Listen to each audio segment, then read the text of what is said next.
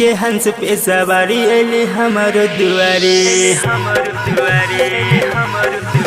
होके हंस पे सवारी अली हमारो दुआरी होके हंस पे सवारी अली हमारो दुआरी होके हंस पे सवारी अली हमारो दुआरी अंगना घर लपा पोछी कोलहना ए मनीष भैया सुन पूजा बहिना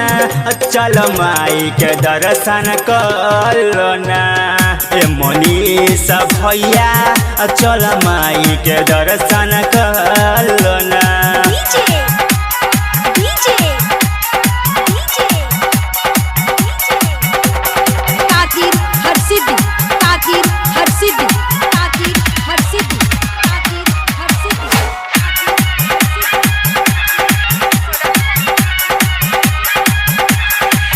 माघ महीना में आवेला माई के त्योहार देखी चम चम चमकेला पूरा संसार।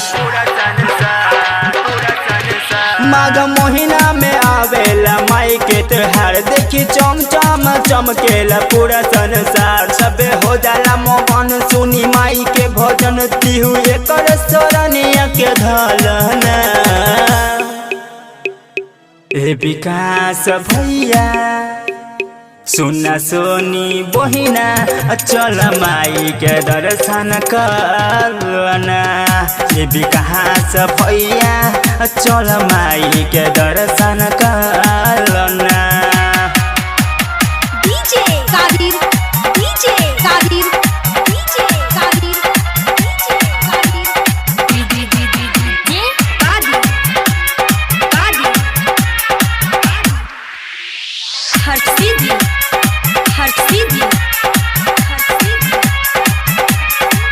गौआ गौआ में होला माई के जय जयकार इनकर महिमा के जाने ला पूरा संसार।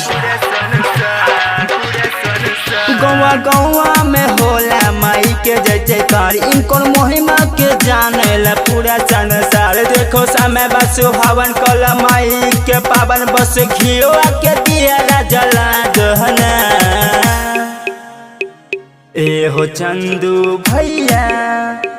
सुन लुलिया बहिना चल माई के दर्शन करना ए होने हाथी दिया चल माई के दर्शन करना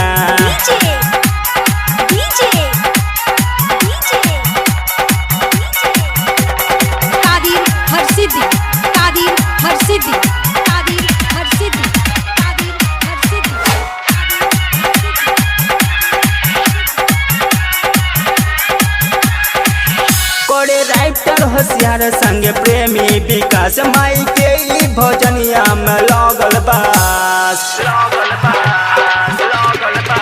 करे राइटर होशियार संगे प्रेमी विकास माई के भजनिया में लगल बास। हमी के सारा माँ कहेला नहीं पीछा हटेल हमार पमय तू बरसा दहना ए हमी का शर्मा सुन कजली बहिना